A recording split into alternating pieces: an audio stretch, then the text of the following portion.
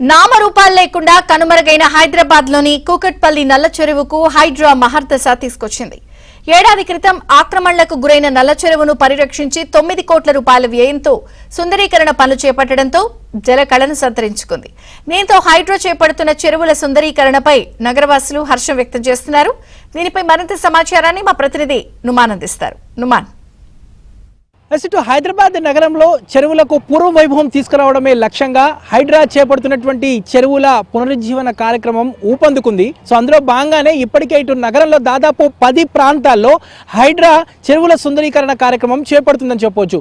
దాదాపు 9 కోట్ల వ్యయంతో కూకట్పల్లి నల్ల చెరువులో సుందరీకరణ పనులు శరవేగంగా ముందుకు సాగుతున్నటువంటి పరిస్థితి. త్వరలోనే ఇక్కడ బోటింగ్ ని కూడా ప్రారంభిస్తామని ఇప్పటికే హైడ్రా కమిషనర్ రంగనాథ్ కూడా చెప్పారు. సో ఇందుకు సంబంధించి ఇప్పటికే ఇటు బోటింగ్ కి సంబంధించి ట్రయల్ రన్ కూడా పూర్తి చేసినటువంటి సిచ్యువేషన్ ఉంది. సో ప్రస్తుతం నేను కూకట్పల్లి నల్ల చెరువు దగ్గర ఉన్నాను. సో నల్ల చెరువు అనగానే పూర్తిగా ఎక్కడికక్కడ కూడా చెత్తా చెదారంతో అధ్వానంగా ఉండేటటువంటి చెరువు ప్రస్తుతము జలకళ సంతరించుకుందని చెప్పవచ్చు. చూడొచ్చు, స్వచ్ఛమైనటువంటి గాలి, వాతావరణం, దాంతోపాటు ముఖ్యంగా ఇటు వర్షపు నీరంతా కూడా ఇటు నల్ల చెరువుకే చేరుకుంటున్నటువంటి నేపథ్యంలో ఈ నల్ల చెరువు అంతా కూడా నిండుకుండలా మారింది. జల కళను సంతరించుకుంటున్నటువంటి దృశ్యాలు ప్రస్తుతం మనం ఏబిఎన్ స్క్రీన్లో చూస్తున్నాము. మొత్తం 27 ఎకరాల విస్తీర్ణంలో ఉండేటటువంటి ఈ చెరువు కాలక్రమేణా పూర్తిగా ఆక్రమణలకు గురైంది. సో అందులో భాగంగానే ప్రస్తుతం కొంత ఆక్రమణ గురి కావడంతో ప్రస్తుతం 14 ఎకరాల్లో కుచించుకుపోయినటువంటి సిచ్యువేషన్. సో తర్వాత ఈ ఏదైతే గత ఏడాది నల్ల చెరువులో ఉన్నటువంటి ఆక్రమణలన్నీ కూడా దాదాపు ఒక 18 షెడ్లు మరికొన్ని నిర్మాణాలను కూడా హైడ్రా తొలగించి వాటిని స్వాధీనం చేసుకొని అప్పటి నుంచి ఏదైతే సుందరీకరణ పనులు చేపట్టింది. దాదాపు 9 కోట్ల వ్యయంతో హైడ్రా ప్రస్తుతము ఈ చెరువు పునరుజ్జీవన పనులు చేపడుతున్నటువంటి పరిస్థితి.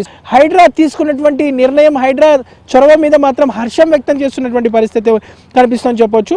సో చెప్పండి, ఒకప్పుడు ఇటు నల్ల చెరువు అంటే పూర్తిగా ఎక్కడికక్కడ కూడా అధ్వానంగా ఉండేటటువంటి పరిస్థితి, అలాంటిది ఇప్పుడు పూర్తిగా జలకళను సంతరించుకుంది, వర్షపు నీరు అంతా కూడా ఇందులోకే చేరుకుంటుంది. సో ఎలా అనిపిస్తుంది మీకు ఈ చెరువు అంతా చూస్తుంటే? నా పేరు చిరుమర్తి రాజు. యాక్చువల్గా ఈ నల్ల చెరువు విస్తీర్ణము 27 ఎకరాలు ఉండే. 27 ఎకరాలలో మా ప్రజాపాలన వచ్చిన తర్వాత గౌరవ ముఖ్యమంత్రి రేవంత్ రెడ్డి గారు ఒక హైడ్రాను ఏర్పాటు చేసి, హైడ్రా కమిషన్ ఏర్పాటు చేసి ఈ నల్ల చెరువు మీద దృష్టి పెడితే 14 ఎకరాలు ఆక్రమణ గురిందని అధికారులు గుర్తించారు. అప్పుడున్న సిచ్యువేషన్లో కబ్జాలు జరిగినాయి.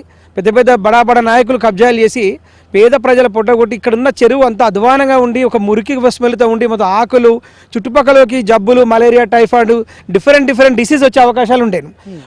మా ప్రభుత్వం వచ్చిన తర్వాత ఏం జరిగిందంటే ఈ నల్ల చెరువును సుందరీకరణ చేయాలని దీని మీద దృష్టి పెట్టి హైడ్రా ఇమ్మీడియట్గా వచ్చి ఎక్కడైతే ఆక్రమణ గురిందో అవన్నీ తేల్చేసి ప్రతి వానికి వర్క్ చేసి ఇక్కడ బోటింగ్ చేసే అవకాశం కల్పించింది. రీసెంట్గా 1 వీక్ బ్యాక్ కూడా ఇక్కడ బోటింగ్ కూడా చేయడం ట్రయల్ రన్ జరిగింది. హైడ్రాలో ట్రయల్ రన్ చేయడం కూడా జరిగింది. సో చాలా అందంగా, సుందరీకరణంగా, శరవేగంతో పనులు అవుతున్నాయి.